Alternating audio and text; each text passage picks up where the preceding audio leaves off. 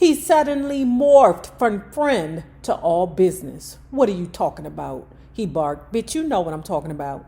And see, people try to use intimidation to back you up off of them. Not me. Faith, don't forget you got hands, Faith. Don't forget, Faith. I bet you if you was to kick his ass, he would lay there. I don't hear nobody out there. Hold it down. Hold it down.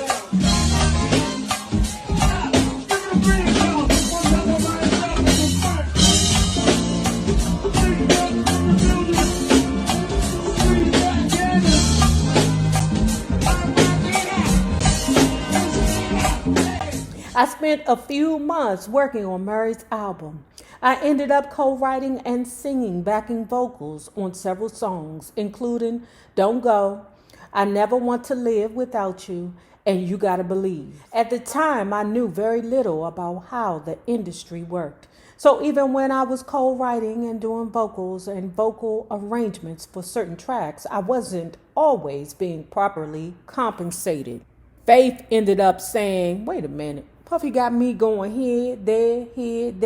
And Puffy haven't mentioned anything about compensation for her time and her contributions to these different artists. Mary J. Blige, Usher. Who else was she working with? Pebbles. Where's my money, bro? And then some said to her, wait a minute, hold the fuck on. I might gotta dot some I's and cross some T's around this mother hunchy. I need to be getting paid for my time because Puffy is telling me to go out there, but I ain't seeing no money. You better believe that goddamn Puffy is getting paid, though. So one day, Faith went to Puff and was like, I think I need to be getting some writer's fees, like the rest of these writers. If he think that you ain't aware of what you're entitled to, oh, he ain't gonna tell you. When I first met with my attorney, Stuart Levy, a few years before, he'd explained the basics of publishing and writers' royalties to me.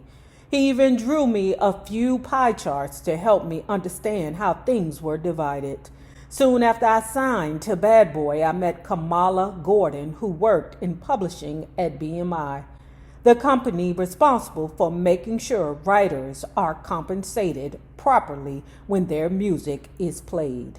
She explained to me that any time a song was written, sometimes the producer or the artist manager, fills out paperwork outlining the splits for a particular song, meaning how credits for the song would be split. You think that Mucker Puffy told her anything about it? Answer no. I knew I had to talk to Puff about giving me a writer's fee. I was thrilled to be signed to the label, and I was learning about recording and preparing for my own album. But I always knew I needed to be paid for coming into the studio and writing for these artists. Record labels have a budget that includes paying songwriters just for coming into the studio.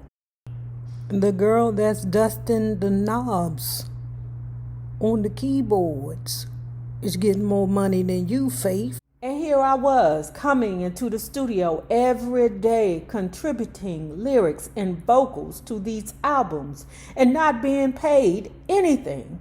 I was working with songwriters like Big Bub, who was working on Mary's album. I'm sure he was getting a songwriter's fee, and I thought I should be too. I actually didn't want to say anything at first. I had my own apartment in East Orange. I had finally gotten rid of that broke down Ford Bronco and bought a 91 4Runner. I had what I needed, but something kept gnawing at me. I thought of my grandmother underestimating her worth and not getting payments for the people who left children with her. I knew I had to approach Puffy. I waited until the next time I saw him in the studio, and we were talking about one of the tracks I was working on for Mary. Puff, I think I need to set up a fee for my writing sessions, I said. He looked at me with a blank expression on his face. He suddenly morphed from friend to all business. What are you talking about? He barked. Bitch, you know what I'm talking about.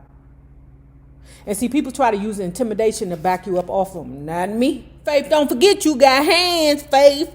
Don't forget, Faith. I bet you if you was to kick his ass, he would lay there. Girl, shoot, you from Newark. Okay, you know them niggas from brick cities be about that word. He had this rapid fire way of speaking where everything came out in one jumbled phrase. I wanted to just say never mind, but I knew I couldn't. Good for you, Faith. Don't let him intimidate you into not speaking up for yourself. Fuck him. I be saying all kinds of stuff at work. Who you talking to? Oh, you lunching today. You want me to call you back tomorrow? Okay, I'll call you back tomorrow because you is lunching today. You having a bad day or something. You got me. Look, I said, if you want me to go to someone's session, I think it's fair to work out something. How much do you think you worth? He asked. Oh, you got me. How much do you think you worth? He asked. I wanted $1,500 per session, I said, holding my breath and not making eye contact. What? Puffy didn't say yes or no. He just mumbled something and walked away. But I did start receiving payment for my studio work with artists. And looking back, I probably should have asked for even more for those sessions. I was slowly starting to see how Puff could be ruthless when it came to money and business. But that was a very small taste of what was to come. Even before I signed to the label, back when I was still doing session work for L.B. Shore, his assistant had gotten me a gym membership and I'd started working out regularly. The weight was coming off very slowly, but my stomach was still not looking right at all. I called my girl Tony, the young lady from Compton I'd met when I stayed with Kai at the Oakwood. She was working in the office building out in L.A. On a different floor in the same building was a well-known plastic surgeon. Tony did some research for me, and then I called to make an appointment for a tummy tuck. It was very expensive, nearly 10 grand back then. I had just received the $75,000 advance from signing to the label, and I figured it would be a good investment in my career. This was long before plastic surgery was something everyone did. I got my BBL done at a time when there weren't a lot of women getting them done. Only women who were getting them done were probably like strippers. That's it. And these were strippers that were like in videos. And then they wasn't really getting BBLs done. They was getting like those silicone shots put in their ass. Me, I got a BBL.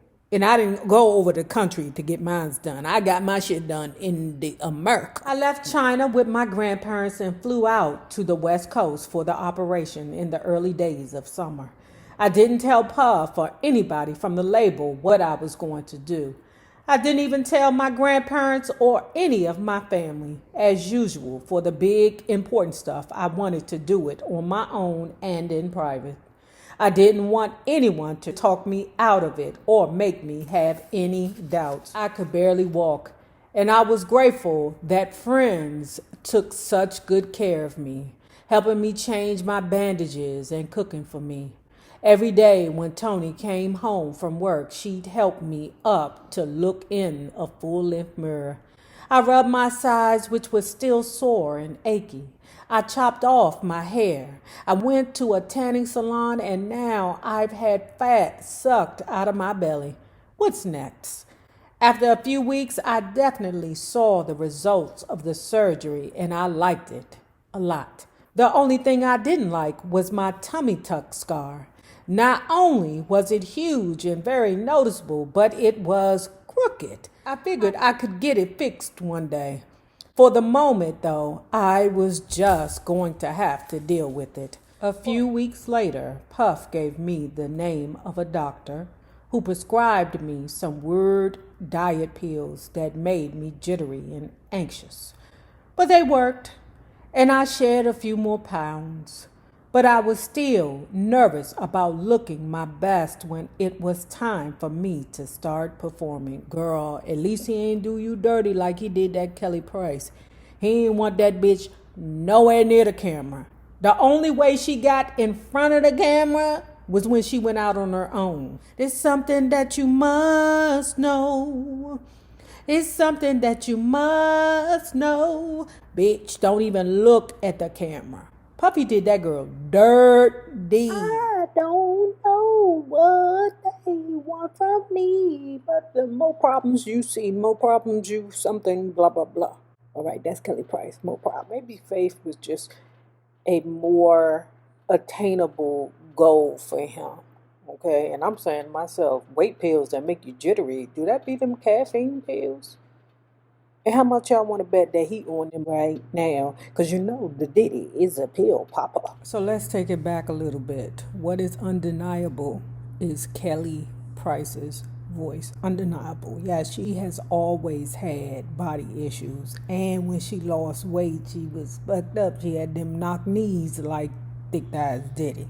Okay, so she just was built bad. Outside of that reality TV persona that she had, because on that show, I think it was R&B Divas, she was a bitch. I hate when our favorite celebrities go on reality TV, because you know if they do have a negative personality, the producers of the show are definitely going to let the world see that negative personality. I was very impressed with her on American Soul. In fact, let me see if I can find this video of her and one of her co-stars singing Alicia Keys.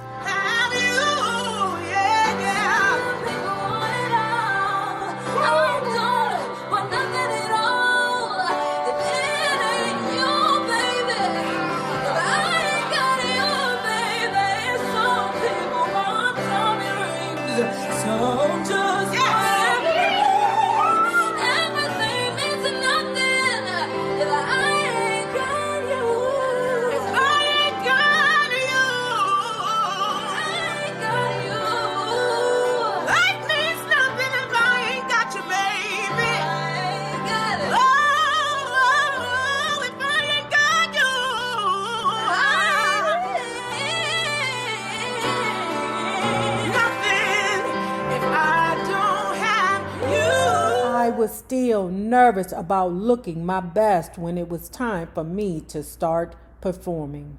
I could see that being in the music industry was going to be a lot more than just standing in front of a microphone and singing a song. In June 1994, I turned 21 years old.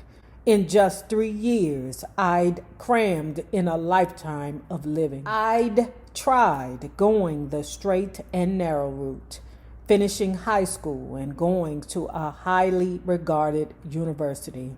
Then I was pregnant and shacking up with my pseudo boyfriend in Los Angeles. Before I could even blink, I was back at home, a single mother with no plan. Then fate guided me to I'll Be Sure, and I was a working musician. Another faithful meeting, and I'm singing for Puffy, and then signed to his label. But as far as I was concerned, it would remain to be seen how Puff's new label would perform. The artists he had signed were pretty buried.